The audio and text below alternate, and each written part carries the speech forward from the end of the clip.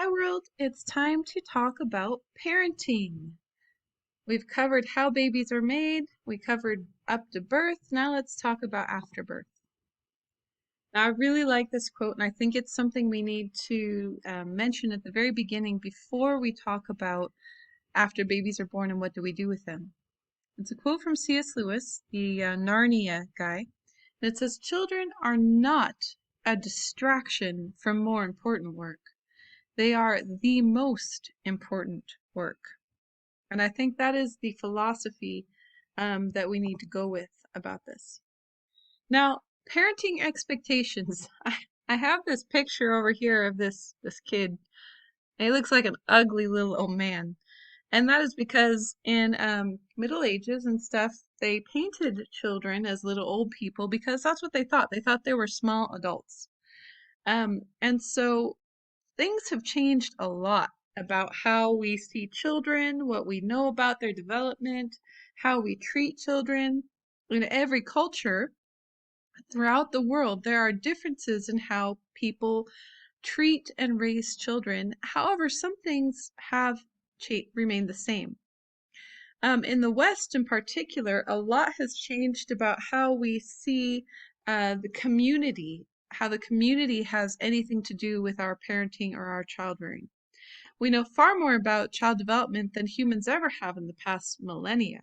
I mean, there's been so much increased learning, and yet there's also so much increased busyness with the Industrial Revolution and both parents being outside of the home versus in agricultural societies, both parents are at home and children actually spend time with their father during the day as part of a normal aspect of life.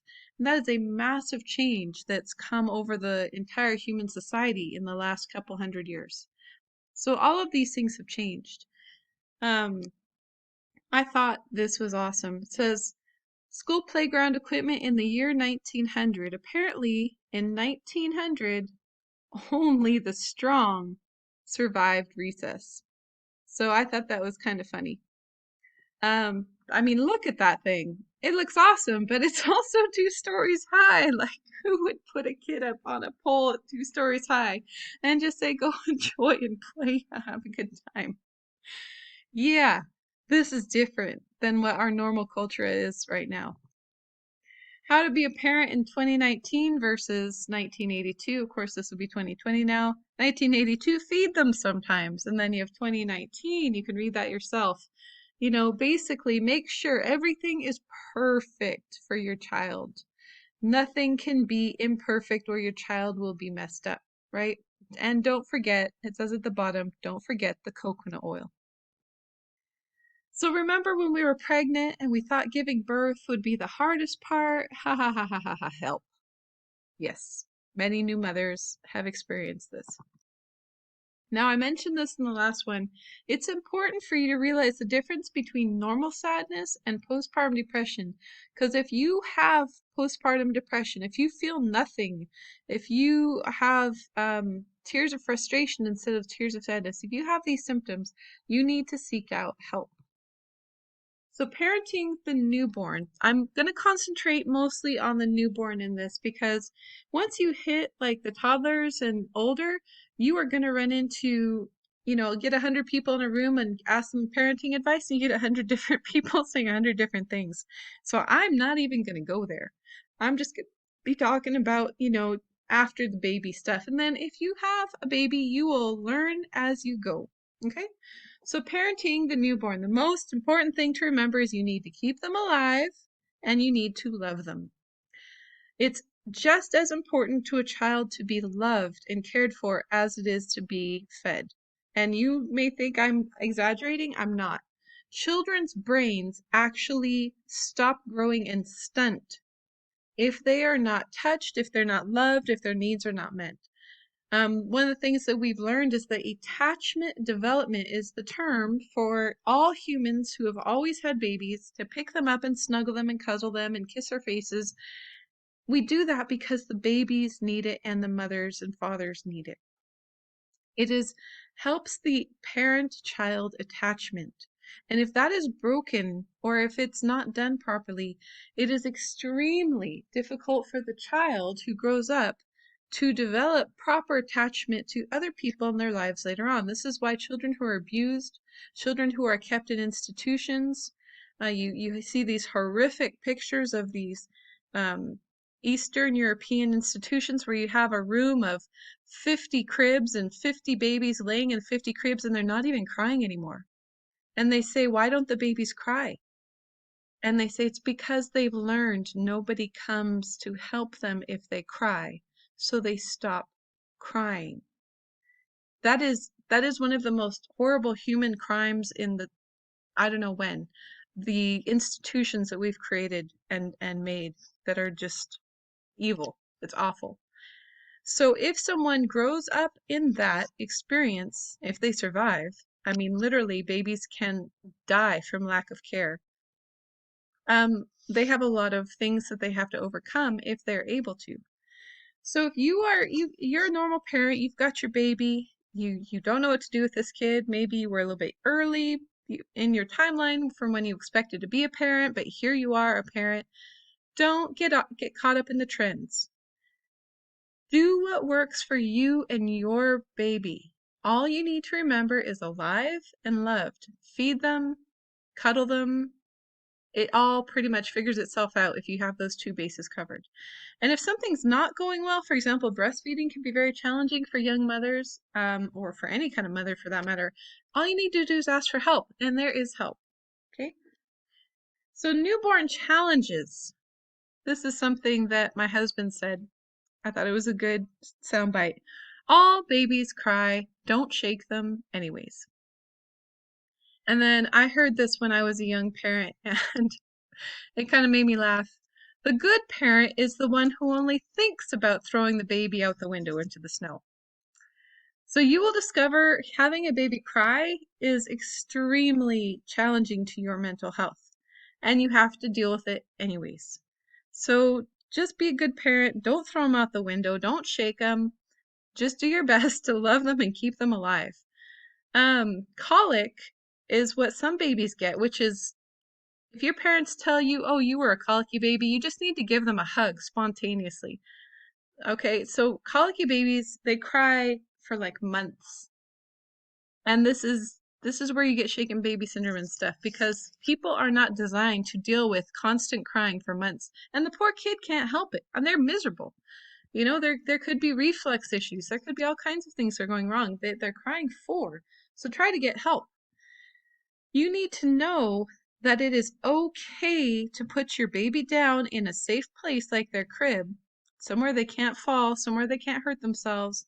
And then even if they're still crying, walk away. It's okay.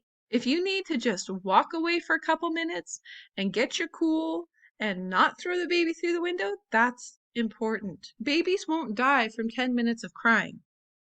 You go back to them and you pick them up and you help them some more.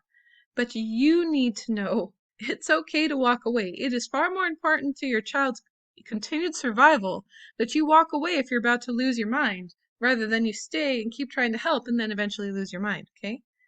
You need to get help because parents need so much support during the first year from everybody. I'm going to spend some time talking about breast milk because this is something I don't feel is very well educated in the general populace, and it's so important. So breastfeeding, where a woman's body makes food, it's amazing. If you think about it, your body makes food. You're like a buffet, and you can change the flavor of what you're offering by what you eat. I mean, it's just cool and weird and cool. There's two different parts to breast milk. It's called the foremilk and the hind milk. They both come out of your body. It just depends on when. So the first stuff that comes out is called the foremilk, the milk in front, basically. They're specifically designed by your body to be different. The foremilk, that's what you feed the baby that's starving to death. And all they want is milk, milk, milk. And so it's sweet and tasty, and it keeps them going back for more. It's designed to engage the baby, like Come on in, baby, get some of what you need. You know, that's fore milk. There's very little fat, lots of sugar.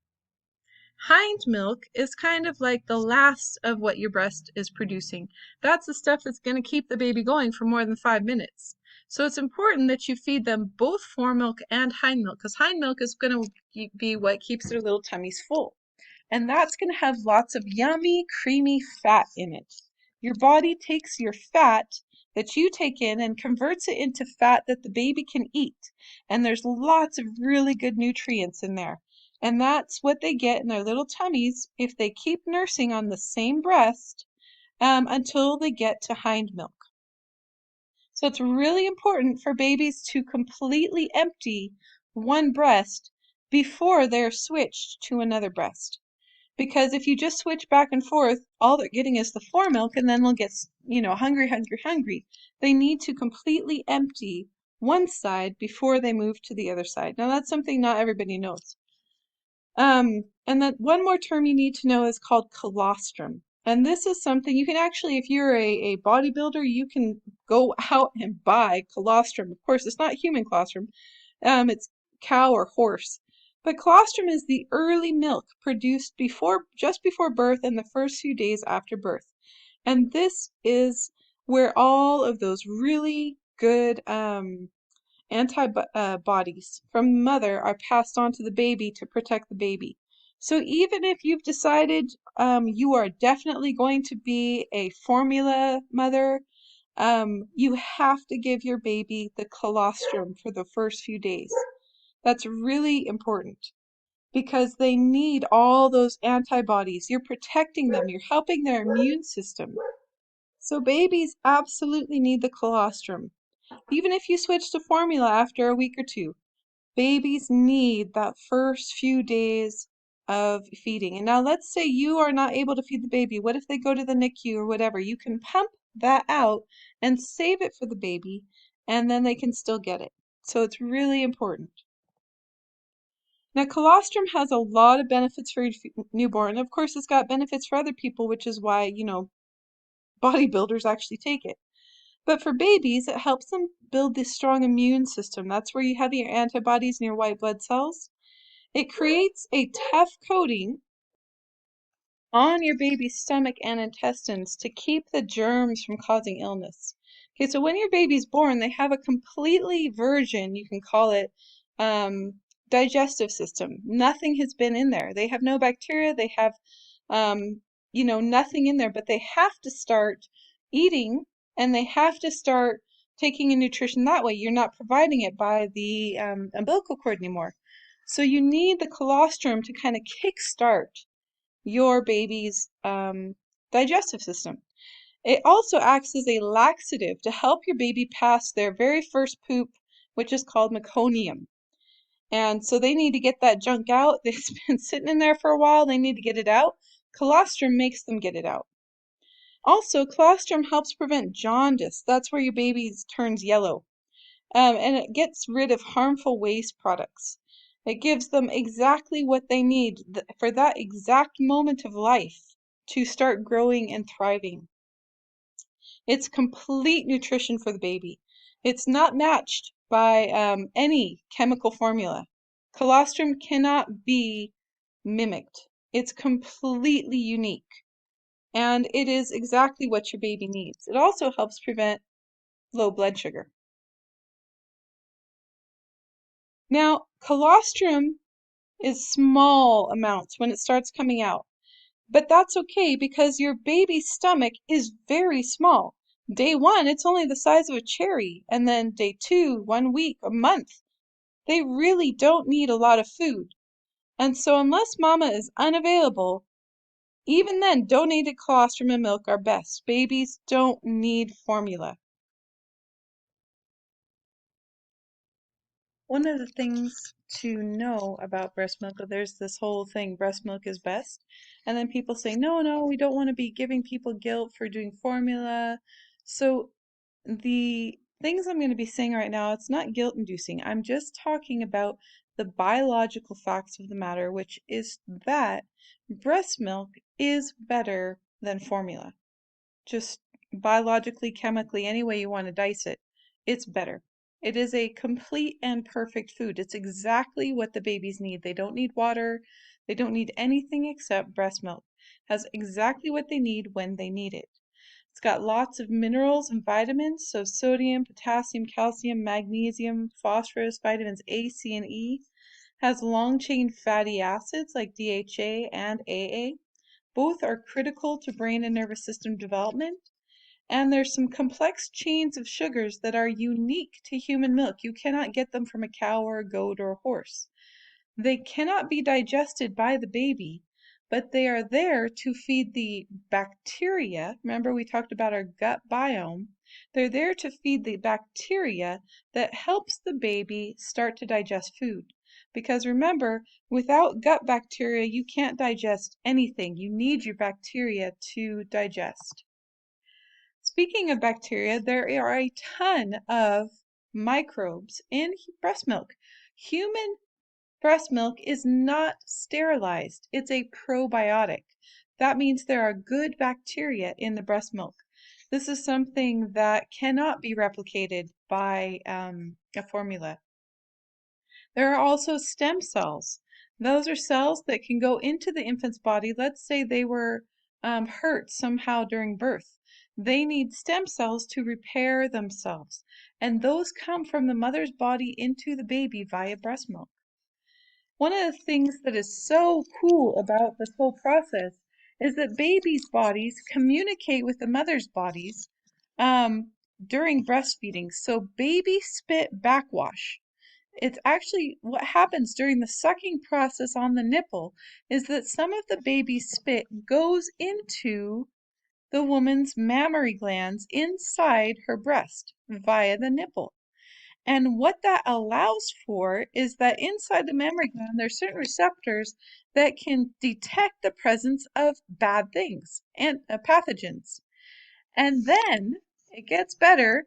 Her body begins to create antibodies specifically to what is attacking her baby. She could pop, she's not sick at this point.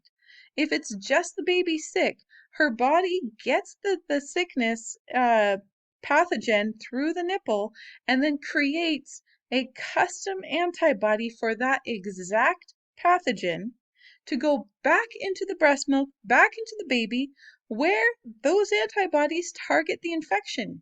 It is the most amazing thing ever. Okay, this is just crazy cool. And so it's basically like the woman's body is a medicine maker for the baby, a 100% unique medicine maker for what the baby is dealing with that moment. Also, of course, there's hormones in breast milk, the ones that are in the woman's body as well. So the hormones that make you go to sleep at a normal time are in your breast milk and they help your baby go to sleep at a normal time. And trust me, if you've ever dealt with a baby who's trying to be awake when you're trying to be asleep, you want them to get to a very normal sleep cycle as soon as they can. So talking about that milk when you're having a sick baby, this is a picture that a woman posted. So these are both breast milks from the same woman. So she went to bed at night. So this is the one on the left, I believe, is the night. Yes, 9 o'clock at night on February 11th. It's labeled. She went to bed. She pumped that milk out and put it in the freezer so she could save it for later if her baby needed a bottle, right? And her baby happened to be running a fever, and her baby nursed all night long. And in the morning, just like 8, 12 hours later, I don't know exactly how long, her breast milk had changed this much. It is now chock full of antibodies and things that are going to make the baby better. It changes color. It changed so much. Now, how cool is that, right? And this is medicine in the milk specifically for this baby at this moment. It's well known that breast milk has antibacterial properties just in general. Here's a picture from a research thing that was done. They put a drop of breast milk in each of these petri dishes, and then they inoculated each petri dish with certain strands of bacteria. And that's all the little yucky, bubbly looking things around the white center. That's the bacterial colonies that very happily grew in that petri dish, except where the breast milk is. So you can see there's a clear circle around the breast milk where the breast milk killed off the bacteria. And so this is actually why you can use breast milk to treat infections. Um, a lot of people say, oh, does your baby have pink eye? Or did they have an eye infection or something? Just put some breast milk on it. And it will actually work because it's an antibiotic drug basically in your body that's coming out through your breast milk. So cool. Um, this is also why your breast milk does not go bad like store-bought milk from a cow. It doesn't go bad. It does go bad eventually, but it doesn't go bad for much longer because it's got its own kind of natural preservatives. The antibacterials keep it from growing bacteria for a long time. So this is something I just wanted to read. Did you know if you breastfeed for 3 years during your lifetime, you essentially wipe out the chances of you ever getting breast cancer? Did you know that breast milk changes based on the needs of your child and the time of day? Your, when your child is sick with a cold or fever, your breast milk changes to naturally medicate your child. Did you know that 1 drop of breast milk contains 1 million white blood cells whose main job is to fight germs? Did you know that breast milk is brain food for your child and is great for their development? And did you know breast milk is a natural antiseptic and can heal cuts and scrapes, clear up baby acne, treat pink eye, treat an ear infection, soothe teething pain, heal diaper rash, and so many other wonderful things? So I thought that was pretty cool. Now, talking about toddlers, I found this picture and I'm not planning on teaching you how to parent a toddler because you can look at this picture. What to expect during the toddler years. And that's pretty much it. That's what you should expect. All right, so this is a joke to kind of end us off with this parenting section. Throwback to when my kid ate whatever I made for dinner without complaining. And of course, it's a picture of the baby in the womb who has no choice about what mommy eats and just has to take it in via the umbilical cord. So again, ending with the cute picture of the baby. This is actually my friend's baby. She's just so adorable. I couldn't resist. Because babies are cool, babies are great. Feed them, love them, and you will never, ever regret it. Thanks for listening.